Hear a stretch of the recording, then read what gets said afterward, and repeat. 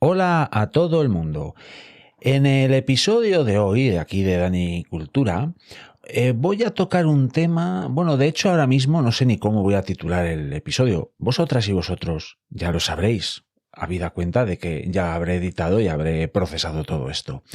Pero voy a tocar un tema que se fundamenta en todos esos pequeños secretos, esas pequeñas rutinas que acontecen muy cerca de nosotros y de nosotras, ahí al lado, en ese bosque que todas y todos sabéis que está cerca, más o menos cerca de vuestros hogares, pues ahí ocurren cosas increíbles y que están, pues como digo, muy cerca, son muy rutinarias.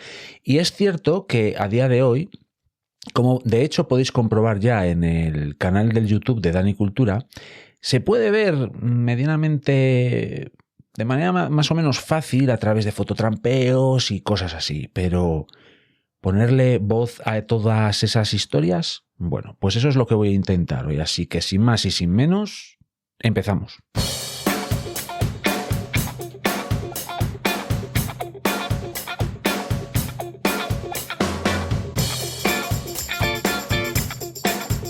Hola a todo el mundo, bienvenido, bienvenida a Dani Cultura.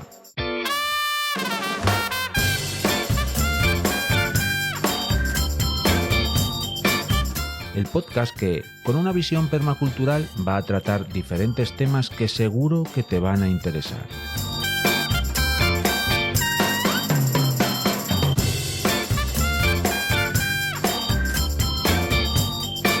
El proyecto nace en un canal del YouTube del mismo nombre. Te invito a que te suscribas.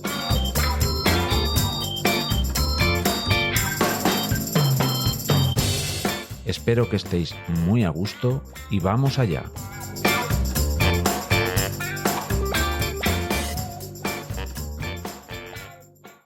Bueno, como os he dicho hace un momento, hola a todo el mundo, bienvenidas y bienvenidos a Dani Cultura, a este espacio de divulgación permacultural y de divulgación medioambiental, de naturaleza.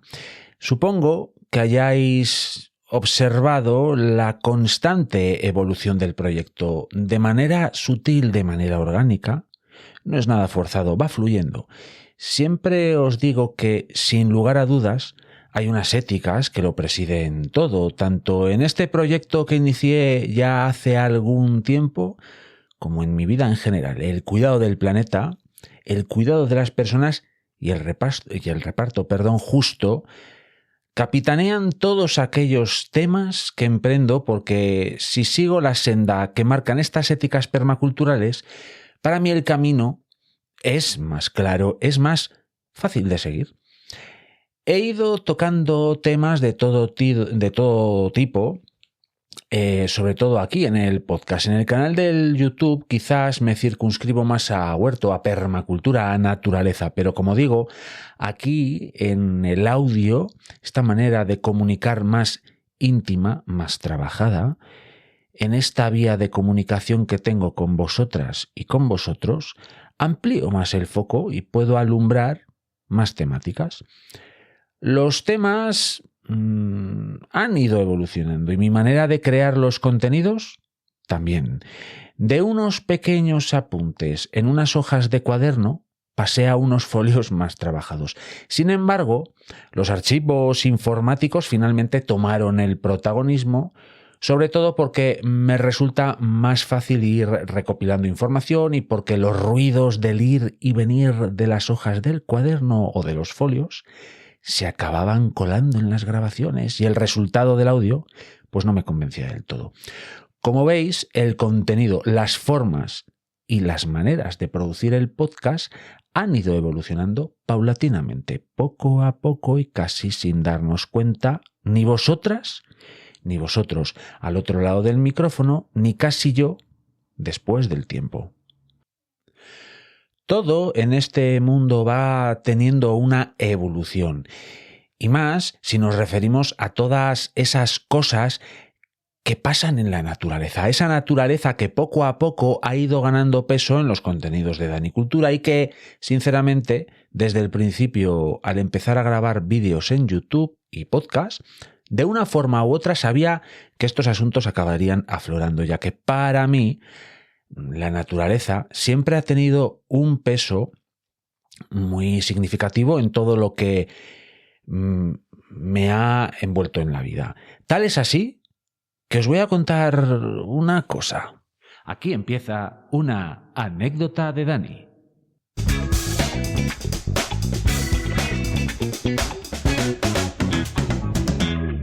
Hace ya unos cuantos años, más de los que me gusta reconocer porque uno va cumpliendo años de manera inexorable, me fui a vivir a la gran urbe que es Londres.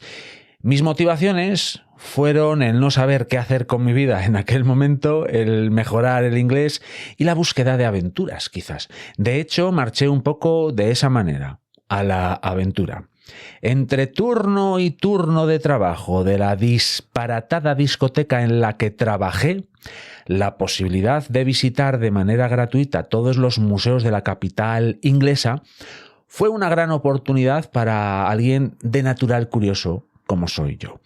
Sin embargo, los días y semanas iban pasando y mis visitas a los parques cada vez eran más recurrentes. Esa naturaleza enjaulada dentro de unos límites urbanos, si bien puede calmar mucho, para mí no era lo suficiente.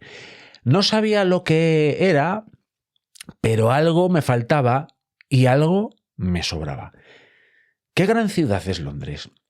Con toda esa cantidad de rincones por los que perderse, pero como digo, había algo que me faltaba y no sabía lo que era. Precisamente en uno de esos paseos por un rincón perdido, por una zona no muy céntrica, a lo lejos, pero que muy a lo lejos vi un grupo de árboles.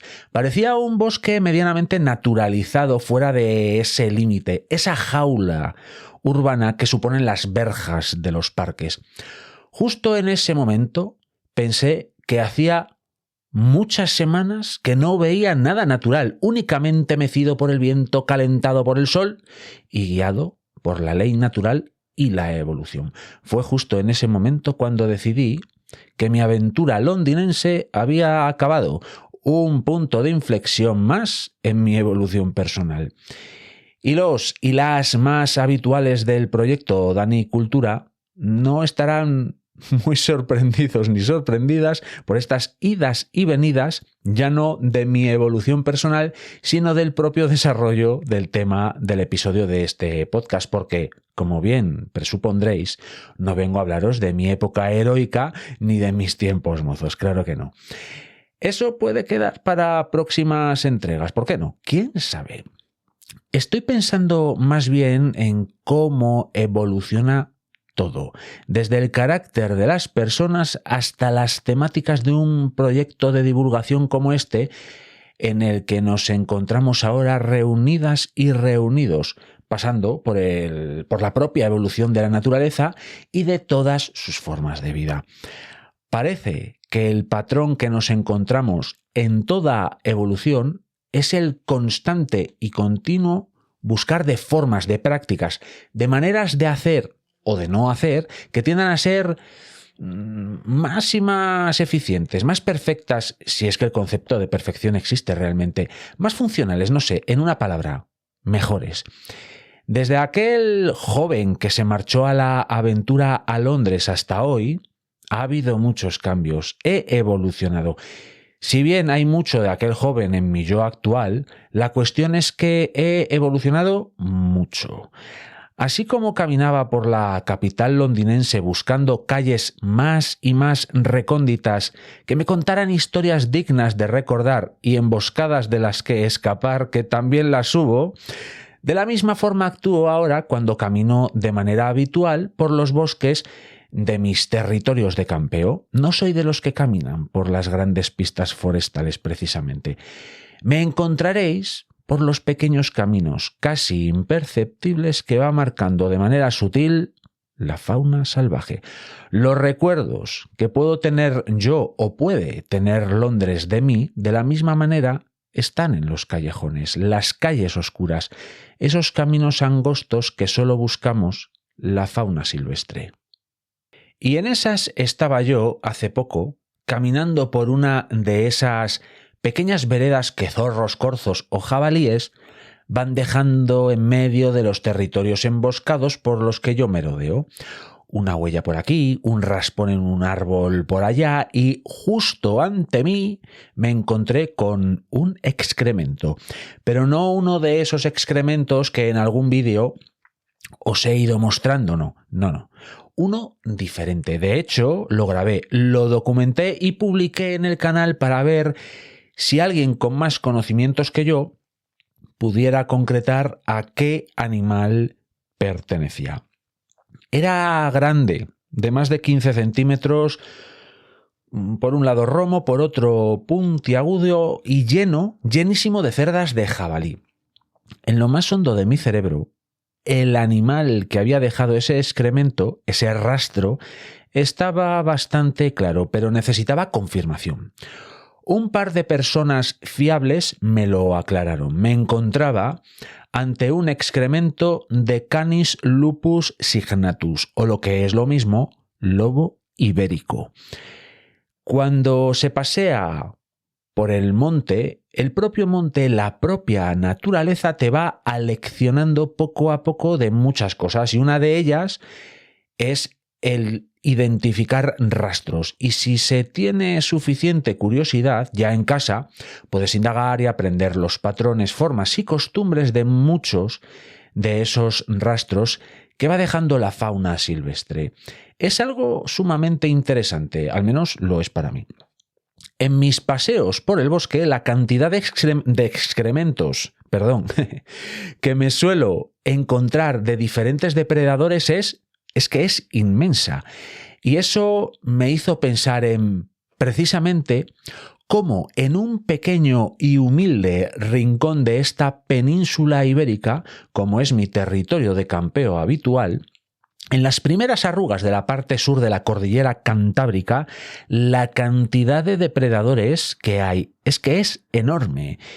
Y como todo y como todos en la vida, estos depredadores han sufrido una serie de adaptaciones para ser más eficiente, estar mejor dotados, ser más sigilosos, ser más astutos, en fin, en definitiva, ser mejores para hacer lo que los depredadores mejor saben: depredar. O acabamos con él ahora, o no quedará nadie para subir al helicóptero. Hay algo más.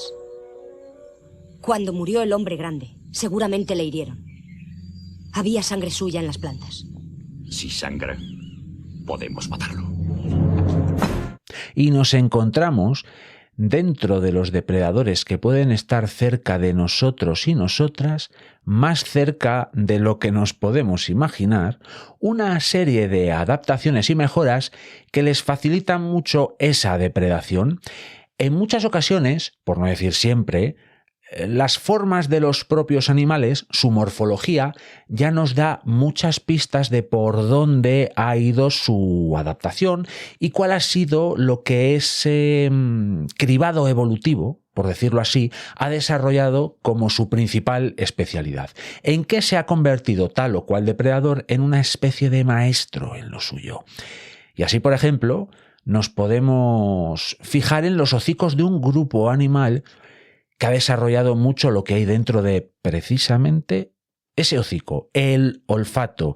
Y estoy pensando en los cánidos, y es sencillo pensar en ellos porque tenemos cerca, muchos y muchas, un buen ejemplo de este grupo de animales, descendientes directos de un depredador colosal de este entorno por el que suelo pasear. Pienso en el doméstico perro y el silvestre lobo. Pero otro ejemplo de cánido con el que comparto senderos es el zorro. Un hocico alargado rematado con una trufa. Esa nariz, normalmente negra, aunque puede tener otras pigmentaciones, y siempre húmeda. Y mantener la nariz, la trufa, siempre húmeda es de vital importancia para captar bien todas las moléculas que floten en el ambiente y así poder olerlas.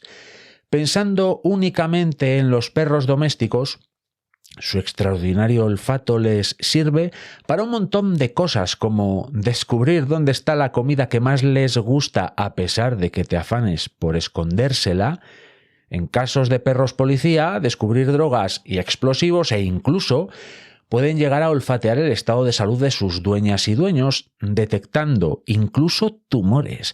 Hasta tal punto es potente el sentido del olfato de ese perro que ahora mismo está tirado en el sofá.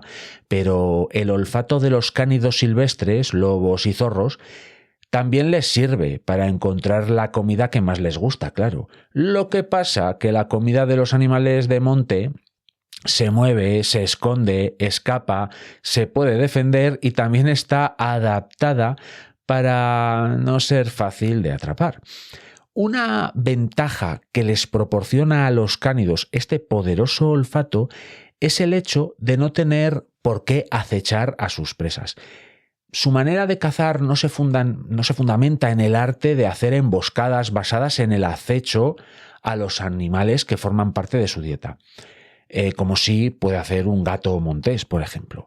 Los cánidos silvestres son animales muy tenaces y con bastante resistencia física, además de mucha paciencia. No son los más rápidos, aunque está claro que tampoco son los más lentos. Ahora bien, en resistencia son muy difíciles de doblegar. Ese trote lobero, que como su propio nombre indica podemos observar en los lobos cuando siguen un rastro, no lo dejan hasta encontrar el origen de ese olor que les interesa. Un paso delante del otro, prácticamente hipnotizados por eso que está detectando su pituitaria, de una manera que a nosotras y nosotros, como primates que somos, se nos escapa porque tenemos otras características. Los cánidos crean una imagen mental, una especie de mapa a través de su olfato. Se dice que se ciegan, y es que es muy cierto. El sentido de la vista podría decirse que pasa a un segundo plano. No hacen caso a nada que no sea su nariz. Van recorriendo su territorio con la nariz descifrando todo lo que ha pasado por ahí o por allá. Aquí un corzo se ha rascado, allí un zorro ha dejado una marca, aquí una garduña ha cazado un ratón y aquí un jabalí tiene una herida y va sangrando. Imaginad lo que supone este rastro para un lobo. Trote lobero y hasta que encuentren el origen de la sangre. Y lo encontrarán. Tened eso por seguro. De igual forma, cuando los lobos dan caza a ese animal herido y el paso del tiempo haga que esa carne empiece a impregnar el aire con el dulzón e inconfundible aroma de la carroña, el pequeño hocico del zorro captará ese influjo y también le hipnotizará. Y poco a poco, con el superpoder que todas esas células dedicadas a olfatear le han otorgado a los cánidos y que están a buen recaudo dentro de ese hocico, el zorro acabará localizando lo que días atrás fue un jabalí herido. De toda esta posible escena que os describo y os presento aquí, lo más evidente y destacable es el poder que tiene el olfato de los cánidos silvestres. También el de los perros domésticos, ojo, pero lo que cabe destacar también, y creo que es una adaptación a su medio, es esa resistencia. ¿Os habéis fijado alguna vez en el espacio que la naturaleza, la evolución, ha dedicado dentro del tórax de los cánidos a los pulmones? Creo que si supieran pedalear, serían excelentes ciclistas de vueltas por etapas. Ese grupo de animales es infatigable. Y eso les da una ventaja excepcional porque, por más que huyan sus presas, ellos las alcanzarán gracias a su proverbial resistencia física. Las adaptaciones que los cánidos han experimentado para ser buenos en lo suyo son increíbles y darían para hablar únicamente de ellos. Y también daría para hablar largo y tendido sobre las semejanzas entre el Homo sapiens cazador cuaternario y los grupos familiares de lobos. Resistencia, inteligencia, grupos sociales y jerarquizados, en fin, ese contenido ya está más o menos en el horno, pero es de guiso lento, hay que esperar. De esos de cocción lenta y pausada, pero por lo pronto creo que daría para reflexionar si lo que muchas veces nos molesta del lobo es porque nos vemos reflejadas y reflejados en ese extraordinario animal, lo bueno y lo malo, esa criminal forma que tenemos los humanos de depredar la naturaleza. Muchas son las formas de vida, muchos son los animales que son depredadores. Y si os han parecido muy prácticas las adaptaciones que han desarrollado los cánidos para proceder en sus cacerías, hay muchas otras formas de vida que han desarrollado otras características y que igualmente son útiles. Si acabamos de hablar de perros, ¿por qué no hablar ahora de gatos? Rodeado de burbujas y con un gran olor. ¡Uy! Me parece que me está esperando un lindo gatito. Vaya con el malvado gato fijón. Lo cierto es que me estoy circunscribiendo a los depredadores que hay cerca o muy cerca de mis territorios de campeo habituales, y uno de los grandes olvidados es el gato montés. Y quizás esa sea su principal característica: pasar desapercibido, que nadie note su presencia. Encontrar una huella de este magnífico félido es todo un logro. Quizás para sus presas su presencia sea como un rumor, algo que se comenta en los mentideros del bosque. Un gato montés hay en la zona, pero nadie le ve. Y si algún roedor insensato o algún pájaro despistado bajan la guardia, lo acabarán viendo solo una vez, la última visión que tendrán en la vida.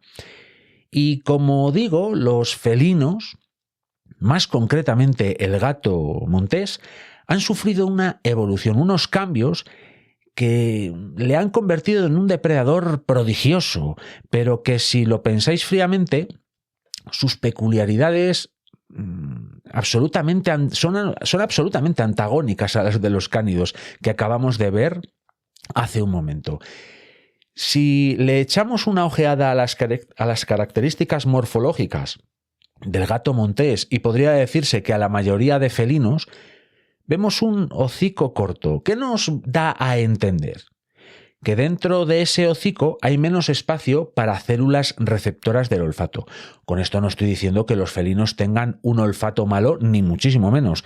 De hecho, podría decirse que los cánidos captan mucho mejor el olor, pero los félidos captan más variedades de aromas, son más exquisitos, son más sensitivos, y esto lo podemos ver en los gatos domésticos, que tienen, podría decirse, que mucha vida interior. Pero este desarrollo especial, más gourmet, por decirlo así, del olfato, también ha desarrollado a los felinos como un grupo de depredadores con unas artes muy particulares como cazadores. Y si seguimos observando características morfológicas del gato montés, vemos unos ojos muy centrados en el rostro y unas orejas muy focales, muy direccionables hacia el lugar en el que se puede desarrollar algo de interés para el gato en concreto. Es como si los ojos y orejas del gato de monte enfocan algo y no se les va a escapar detalle alguno. Esto es muy bueno para el felino, pero mortal de necesidad para el roedor, el ave, insecto, anfibio o pequeño reptil que puedan estar en ese momento en el menú gatuno. Así que si juntamos que estos animales tienen un olfato que les dibuja un paisaje muy concreto del territorio en el que habitan, que les permite saber claramente lo que ha pasado por aquí y por allá, y vemos que en su rostro destacan los ojos y las orejas, con unos sentidos muy desarrollados de la vista y el oído, sobre los que ahora profundizaremos, además de su carácter solitario y sus capacidades físicas, ágiles y explosivos como pocos, entonces estamos ante un depredador con unas características excepcionales para crear emboscadas, perfecto para el acecho, para la sorpresa, para que, como presa, solo les veas una única vez, la última vez. Analizando un poco más a fondo esto de las emboscadas, en mi opinión creo que el mejor momento del día para hacer esto de las emboscadas es durante la noche, y relacionando esto con el sentido de la vista de los gatos de monte, si hay algo que no les gusta es la luz del día, y durante las horas centrales con más claridad, precisamente las pupilas de los ojos de los gatos hacen lo indecible para dejar pasar la menor cantidad de fotones posibles.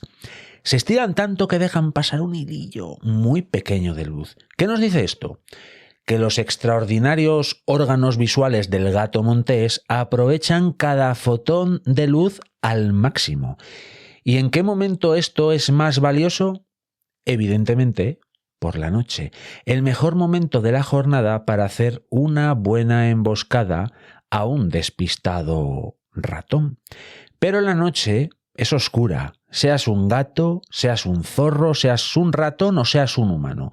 Eso es innegociable. Lo que ocurre es que los ojos del gato montés han evolucionado para aprovechar cada ayuda lumínica que haya en el ambiente, la luna, las estrellas, los reflejos que pueda haber en los ríos, etc.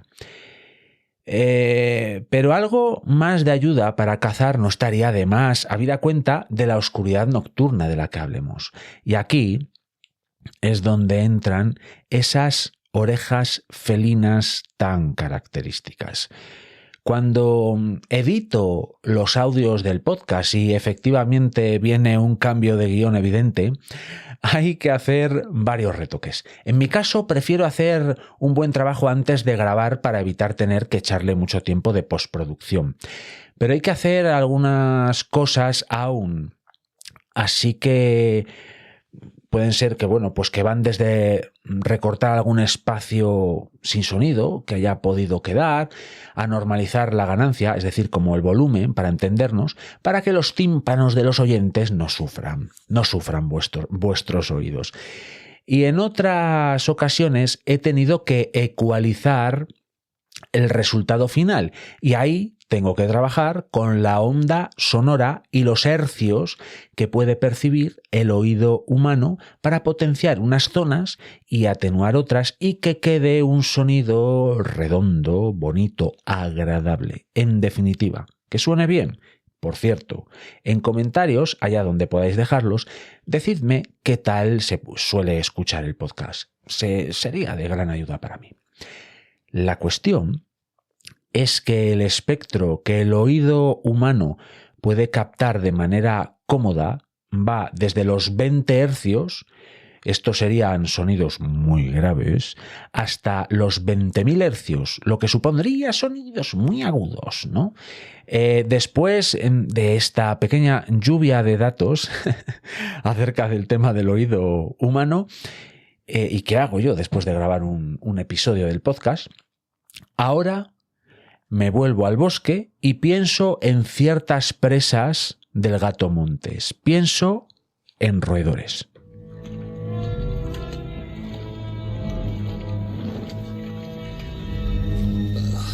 Ratas.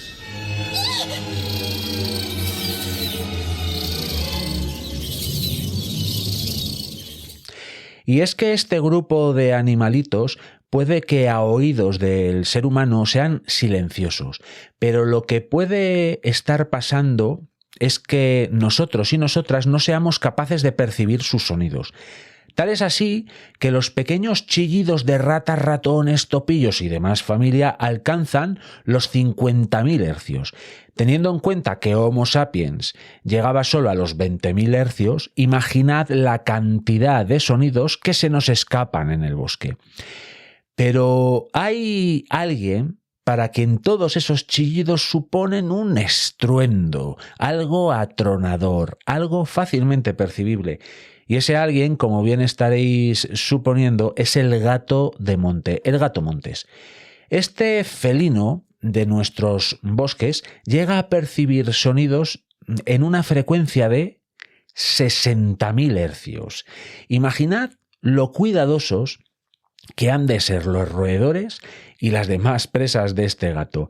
Para ponerlo en perspectiva, ya no solo de los seres humanos que alcanzábamos a oír hasta los 20.000 hercios, los cánidos en general, kilohercio arriba, kilohercio abajo, alcanzan los 35.000. Así que imaginad hasta los 60.000. Es decir, los gatos escuchan bastante mejor que los gatos. O que los perros, perdón. ¿Qué conclusión podemos extraer de todo esto y más teniendo en cuenta esta comparativa entre cánidos y félidos del bosque? Pues tenemos un grupo de animales que destacan por un olfato, una resistencia y una tenacidad colosales. Y otra familia animal que pasa desapercibida. Ven casi a la perfección durante la noche y tienen un sentido del oído extraordinariamente desarrollado. Pues la conclusión que podemos sacar es que los cánidos son infatigables perseguidores y rastreadores que hasta que no dan con su objetivo, no paran. Descubrirán dónde está su presa o la fuente de un olor muy atractivo, por las buenas o por las malas. Sus patas no van a fatigarse. Si tienen que escarbar, escarbarán. Si tienen que saltar, saltarán. Y si tienen que morder, nunca soltarán. Y por otro lado, tenemos a los felinos, sigilosos. Tú no les ves, pero ellos a ti, sí. Tú no les oyes, pero para ellos tú eres un estruendo. Afiladas y retráctiles uñas, siempre perfectas para que, cuando haya que usarlas, lo que agarren no tenga opciones de escapar, y unos colmillos punzantes y quirúrgicos que harán de ese abrazo mortal el último recuerdo de su presa, la emboscada perfecta. ¿Cuál es el matador perfecto? ¿Con qué opción nos quedaríamos de poder elegir? ¿Con quién no querríamos enfrentarnos si fuéramos una de sus presas que pretenden pasar desapercibidas en el bosque? ¿No querrías ser olfateado u olfateada por alguien que no va a dejar de perseguirte? ¿O no querrías ser oído u oída por alguien para lo que supones un estruendo en medio de la noche y que además te puede ver? Qué difícil ser presa en medio del bosque. Ese lugar que parece tan bucólico cuando campeamos por ahí y, sin embargo, es un equilibrio constante en el que la diferencia entre la vida o la muerte son casi detalles imperceptibles y en muchas ocasiones el factor suerte juega un papel fundamental. ¿Podría haber algo más difícil que ser presa en medio del bosque? Lo cierto es que no se me ocurre, y más si os planteo lo siguiente. ¿Os imagináis que existiese un grupo de animales, una familia animal que aglutinase lo bueno de los cánidos y lo bueno de los felinos más alguna que otra característica propia que convirtiera a estos depredadores en algo absolutamente legendario? No lo llaméis invención, no lo llaméis ilusión, no lo llaméis imposible. Llamadlo mustélido.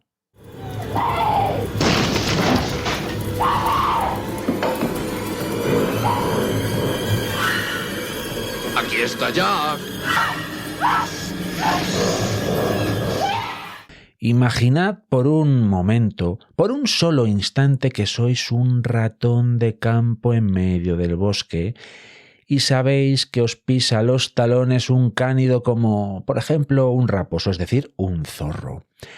Sabéis que no va a dejar de perseguiros y que además os olfatea por todas partes. Es de noche y además también sabéis que por vuestro territorio, un día sí y otro también, veis rascaderos de gato montés. En los mentideros del bosque se comenta que un gato anda por la zona. Ahí afuera, en medio de la noche más oscura, hay un gato montés que puede veros, que puede oíros y también puede olfatear vuestro rastro. vais corriendo de aquí para allá y a cada árbol que dejáis atrás un escalofrío recorre vuestro diminuto cuerpecillo, porque no sabéis si detrás de ese roble o detrás de ese pino estará el gato montés agazapado esperando a que paséis. Qué agobio, ¿no? Y a que ahora entendéis mejor el porqué de que los roedores vayan de aquí para allá corriendo a toda velocidad. El caso es que tras el último roble que habéis dejado atrás, recordáis una de las entradas a vuestro hogar, esa madriguera que ya lleváis cuidando y escarbando desde que tenéis conocimiento. Lo único que queréis es dejar esas semillas que habéis encontrado en medio del bosque en vuestra roedora despensa.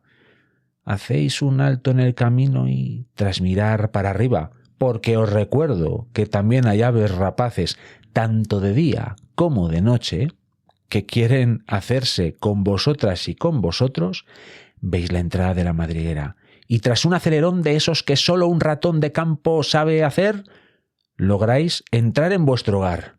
¡Misión cumplida!, podéis pensar, ¿verdad? Pues tengo que deciros que no es del todo así.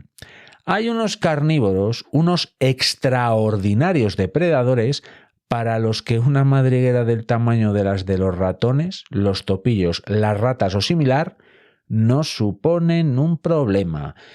Ahí es donde entran los mustélidos. En la península ibérica no tenemos precisamente poca variedad de esta maravilla de animales. Armiño, garduña, nutria, marta, tejón, turón y bisón.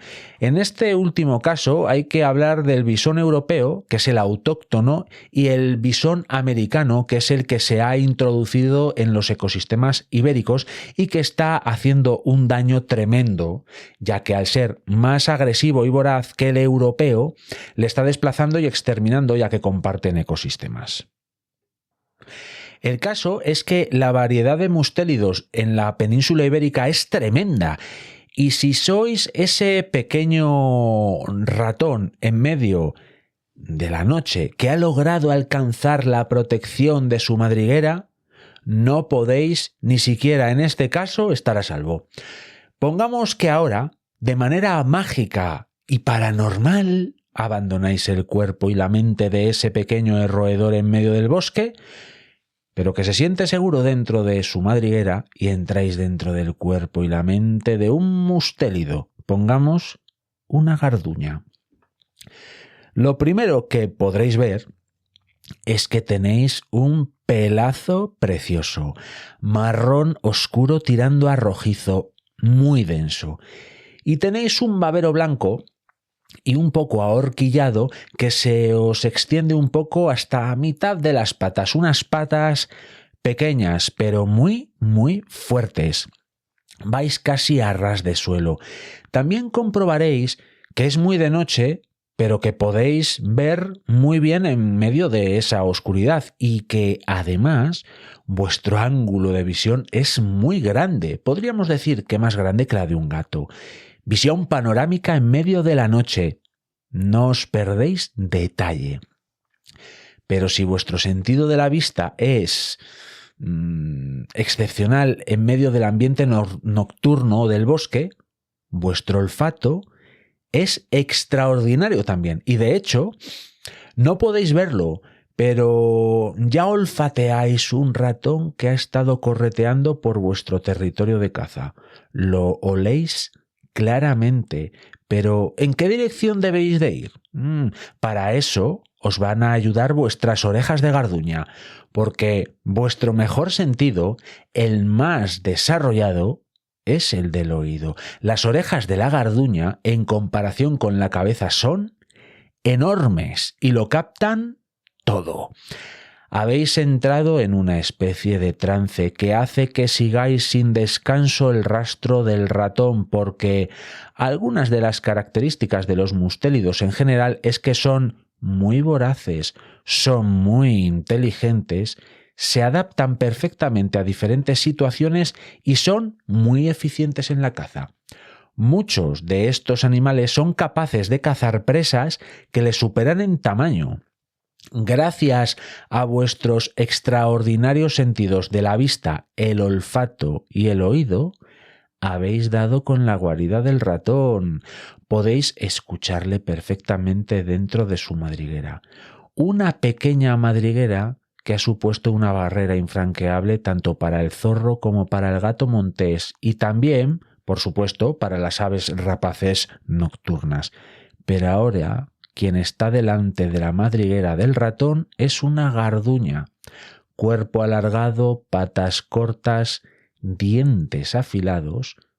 Por el hueco de la madriguera, la garduña pasa perfectamente. Sois una garduña, ya sabéis lo que tenéis que hacer y lo hacéis.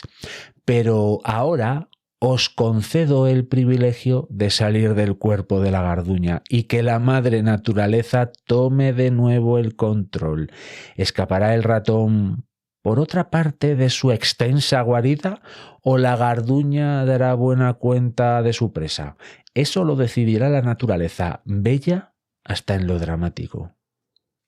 Los mustélidos en general son de las familias de depredadores más adaptables del medio natural. Están en casi todos los ecosistemas y además en buen número. Hasta son acuáticos con las nutrias a la cabeza o los bisones. ¿Una arboleda muy densa? Ningún problema para la marta.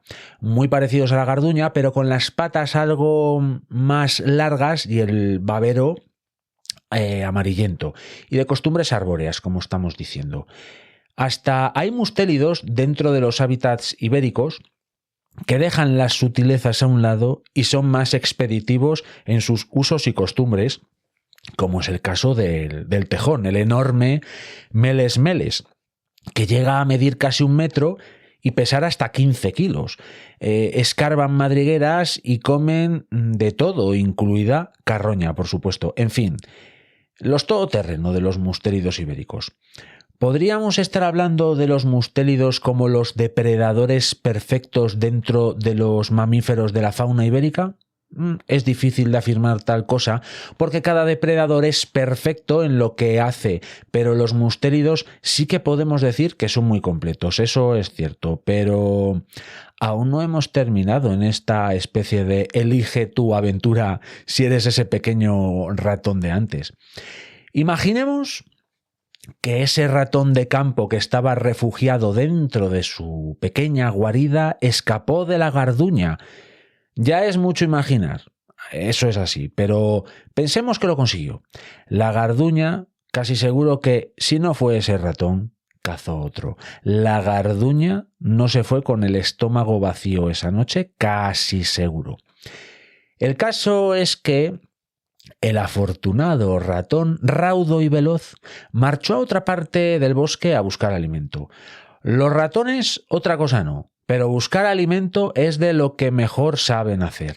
Tal es así que los roedores, en general, podría decirse que son la única familia animal que está plantándole cara al ser humano en el planeta Tierra, así como os lo cuento. Son los únicos animales que están teniendo éxito en medio de esta vorágine antropológica actual. Se han adaptado a la perfección al sedentarismo humano desde que Homo sapiens comenzó con sus prácticas agrícolas y ganaderas hace unos 10.000 años o algo más. Ahí estaban ya los ratones comiendo el grano del granero. Esto siempre fue así y siempre fue algo que al sedentario ser humano no le hizo ni pizca de gracia. Y Homo sapiens tenía que poner coto, tenía que poner freno a ese buffet libre que suponían para los diferentes roedores los hilos de grano, las despensas de las casas y lugares de este estilo, absolutamente tentadores para ratas y ratones. Se idearon desde trampas, pasando por los tradicionales hórreos hasta el traicionero y criminal veneno, que no diferencia del ratón o del zorro o del busardo ratonero. Pero Homo sapiens, si destaca por algo, es por su inteligencia. A veces parece que no, pero es que sí, destacamos todas y todos por nuestra inteligencia. Ya casi no nos acordamos de cómo eran nuestras vidas en la naturaleza más primigenia. Pero si por algo destacamos y pudimos escapar del dientes del sable, del leopardo o de las manadas de lobos que nos acosaban, fue por nuestra inteligencia individual y social, sobre todo. El caso es que aquel primer granjero que veía cómo sus cosechas estaban siendo diezmadas por los roedores, llegó un momento que, al no estar desconectado de la naturaleza, comprendió que la mejor manera de acabar con los ratones era atraer aquello que los ratones más temían, habida cuenta de que no le tenían mucho miedo al ser humano. Había que atraer a los depredadores naturales de los roedores a los entornos humanos. Lo primero que se nos viene a la cabeza quizás sea el agricultor egipcio que domesticó al gato silvestre, convirtiéndolo en el gato doméstico para que cazara ratones y así atenuar el problema de los roedores en los entornos humanizados. Y digo atenuar porque es algo que después de miles de años sigue siendo un problema. Y después de este breve paréntesis, pero que tiene relación con nuestra historia, vuelvo a situar el foco en nuestro pequeño ratón protagonista. Ese ratón que escapó de la garduña y se fue pitando a otra parte del bosque para buscar alguna bellota, algún gusano o lo que sea entre la hojarasca. Nuestro incauto roedor piensa que está fuera de peligro, pero hay alguien que lo observa. No le quita ojo ni oído. Hace muchos años, a la península ibérica llegaron diferentes pueblos de otros mundos muy alejados de estas tierras con otras costumbres. Siguiendo un poco el lenguaje de J.R.R. Tolkien, el creador de todo ese fantástico universo del Señor de los Anillos, el Hobbit y toda una suerte de historias en la Tierra Media, en la península ibérica durante la Primera Edad habitaban los pueblos tartesios, los pueblos íberos y los pueblos celtas. De lo que estos originarios pobladores podían considerar el más allá, llegaron expediciones de los pueblos fenicios y los griegos. Más tarde se pasaron por estas tierras cartagineses y romanos, así como los musulmanes del califato omeya. La atracción que siempre ha tenido la península ibérica a diferentes pueblos debería de ser uno de nuestros mayores tesoros y no considerarlo un problema. Pero bueno, esto es otro tema. El caso es que todos estos pueblos que en algún momento han recalado en la península ibérica tenían un problema común. Los ratones les comían las cosechas y todo lo que tenían guardado en los silos, almacenes, barcos y despensas. Siempre se ha pensado que fueron los musulmanes cuando en el año 711 cruzaron el estrecho de Gibraltar para conquistar la península, aunque recientes estudios dicen que fue en un momento anterior gracias a diferentes análisis genéticos de rastros de distintas épocas y estratos. Pero alguno de estos pueblos que llegaron a Iberia, traían consigo un animalito que estaban usando para intentar controlar el problema con los ratones. Los egipcios ya dijimos que usaban gatos, pero los egipcios no llegaron a Iberia. El animal que alguna de estas culturas trajo a la península ibérica era y es de la familia de los vivérridos. Su nombre, la jineta.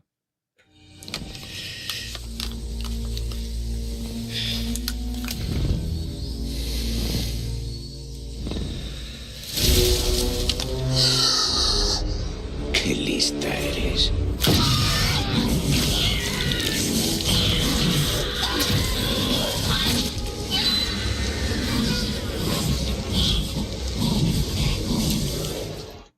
Y es que la jineta es un mamífero de la familia de los vivérridos y es el único representante de esta familia que habita Europa, ocupando la península ibérica, Baleares, el sur de Francia y un poco del norte de Italia. Siempre se pensó que los musulmanes fueron los que introdujeron las jinetas en esta parte del mundo, pero recientes estudios demuestran que hay presencia de jinetas en Iberia previa al año 711. Así que no se sabe muy bien quién trajo este mamífero por primera vez. El caso es que sí se sabe que no vino por sus propios medios y sí se sabe que era un animal que el ser humano utilizaba como control de roedores.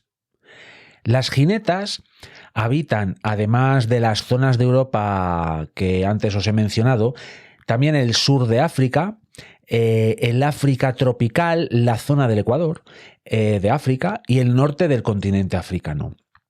Es un animal de bosque que siempre busca estar cerca de algún pequeño riachuelo y con presencia de alguna zona de rocas para guarecerse.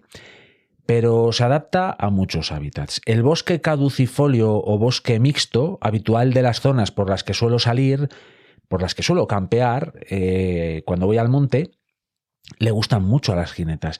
Y es que su pelaje característico les permite pasar muy desapercibidas en esos entornos. Tienen mucho pelo gris con manchas oscuras y su cola, muy característica, está anillada. En mi opinión, crean un conjunto, un animal precioso. Es que es un animal que a mí particularmente me parece muy bonito. Hocico alargado, orejas y ojos grandes, patas cortas, uñas semirretráctiles, puede llegar a pesar 2 kilos y poco. No es fácil de rastrear. Le gusta subirse a las ramas donde no deja mucho rastro, claro. Lo más fácil es localizar sus excrementos. Las jinetas son fundamentalmente un mamífero cazador. Rara vez carroñean. Han de verse muy al límite para comer carroña. Caza de todo, pero están muy especializadas en roedores. Y permitidme deciros que creo que los roedores y ratas, los ratones y ratas, puede que sean de las presas más difíciles de atrapar, como bien sabe la garduña de antes. Si eres un depredador y tu especialidad son los roedores, entonces eres un depredador pero que muy bueno, con sentidos muy agudizados. Y el sigilo debe ser tu fiel compañero. El más mínimo ruido hará que tu presa te descubra y se marche a toda velocidad. Suelen campear en solitario. Esto minimiza el que tus presas te descubran.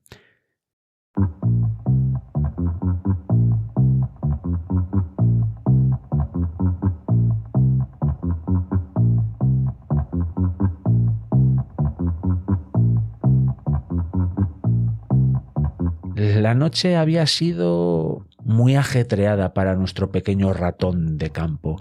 La garduña casi le pilla, pero es que antes de eso un zorro no perdía su rastro y un gato montés le tenía muy controlado. Estaba siendo una de esas noches sin luna en las que la oscuridad da al ratón alguna oportunidad más de cara a ver el sol de un nuevo día.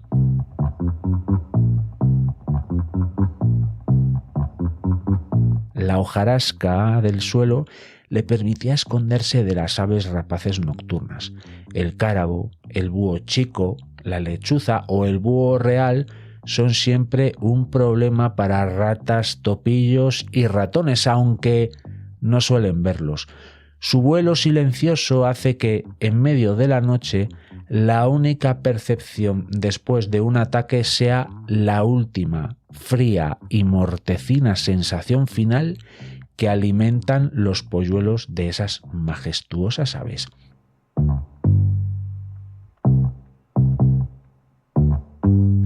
Nuestro ratón campestre estaba más calmado. Había encontrado alguna bellota del otoño anterior y estaba satisfaciendo un poco el hambre que le provoca su aceleradísimo metabolismo, pero siempre está alerta. Parte de sus sentidos siempre piensan en lo peor y parte de sus fuerzas siempre están destinadas para escapar. Pero la jineta tiene hambre. Es primavera y le esperan en su guarida 2 cachorros preciosos, pero con muchas ganas de mamar, así que mamá jineta tiene que comer. De su cacería ya no solo depende que tenga más o menos hambre ella sola, no. Ahora de sus cacerías dependen ella y sus 2 cachorros.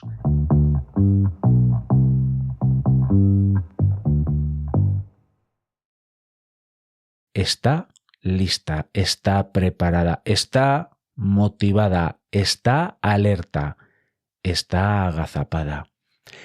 El sigilo, el hambre y la necesidad de la jineta en esta ocasión superan a la precaución y excepcionales sentidos de nuestro ratón de campo. Lo que no consiguieron ni el zorro, ni el gato montés, ni la garduña esa noche, esa oscura noche sin luna, lo ha logrado la jineta. Ella comerá bien y por tanto sus cachorros. La naturaleza es así, no es buena ni es mala, simplemente es.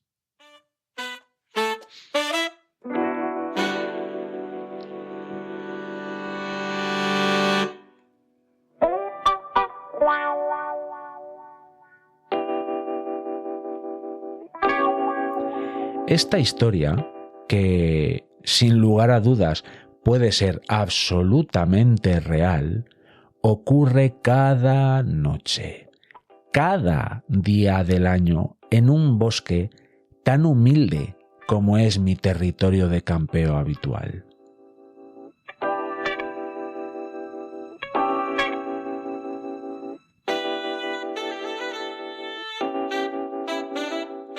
Las maravillas de la naturaleza me tienen enamorado y deberían de tenernos a todas y a todos en alerta para que nada ni nadie pueda acabar con esos paraísos y maravillas cercanos que tenemos tan cerca de nuestras casas. Nos debería de tener tan en alerta como lo están depredadores y presas en una noche cualquiera en medio de un pequeño bosque.